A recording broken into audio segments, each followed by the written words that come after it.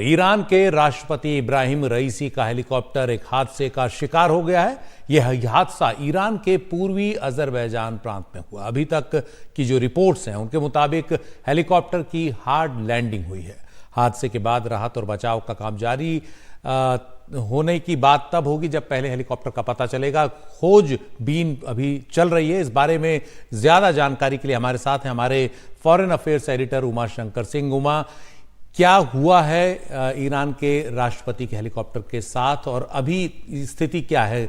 ये हादसा कब हुआ और कितना समय इसको गुजर चुका है?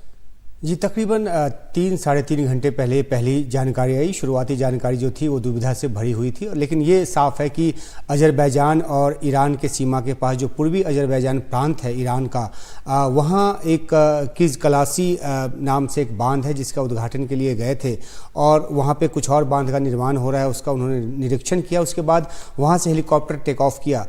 3 हेलीकॉप्टर थे उनके काफिले में, जिसमें से जिस हेलीकॉप्टर में इब्राहिम रईसी खुद सवार थे उसमें जो विदेश मंत्री हैं ईरान के अब्दुल्लाहियां वो भी सवार थे। इसके अलावा जो पूर्वी अजरबैजान प्रांत है उसके गवर्नर भी उसी में थे और एक इमाम भी जो हैं तबरीज के, वो उसमें सवार थे। वो हेलीकॉप्टर जो है वो क्रैश लैंडिंग हुई ऐसा कहा गया, लेकिन बाद में जानकारी आई क्योंकि ख़राब मौसम की वजह से हार्ड लैंडिंग हुई है। लेकिन बड़ी बात यह है कि हार्ड लैंडिंग के बाद उस लोकेशन का पता नहीं चला है जहाँ पर ये लैंडिंग हुई है, और न ही इस बात की कोई जानकारी है कि आखिरकार राष्ट्रपति इब्राहिम रईसी किस हालत में है और हेलीकॉप्टर पर सवार जो दूसरे लोग हैं उनकी क्या हालत है। जो ईरान रेड क्रिसेंट है उसकी तकरीबन 40 टीम जो है रेस्क्यू की टीम वो पूरे इलाके की खाक छान रही है। लेकिन सबसे बड़ी बात है कि खराब मौसम की वजह से, धुंध की वजह से राहत और बचाव काम में जो है वो देरी हो रही है, और क्योंकि अंधेरा भी घिराया है इस इलाके में, धुंध पहले से है, तो ऐसे में जो विजिबिलिटी है वो बहुत ही कम है और इसलिए राहत और बचाव काम जो है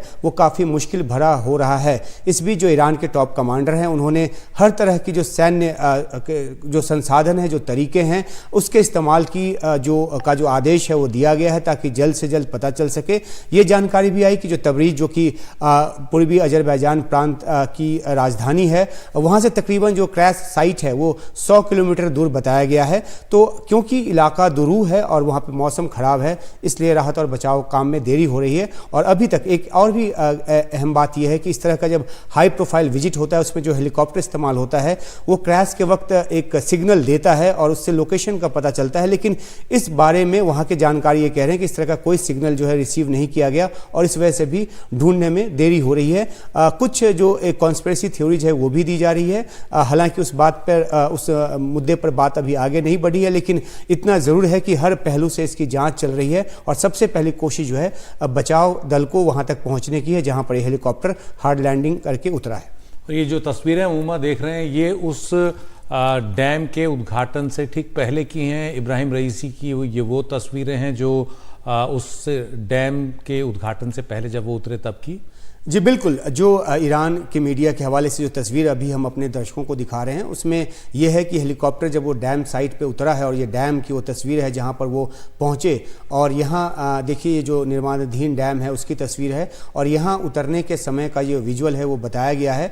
और इसके बाद विजुअल जो है ये जो हेलीकॉप्टर वहाँ से टेक ऑफ किया उसके भी स्टिल पिक्चर्स जो हैं वो आए हैं और ये जो डैम है उसको दिखाया जा रहा है कि कहाँ पर वो डैम बना है, जो अजरबैजान जो देश है और जो पूर्वी अजरबैजान प्रांत है ईरान की उसकी सीमा पर बना ये डैम है। और यहाँ ये लैंडिंग के वक्त की ये तस्वीर है।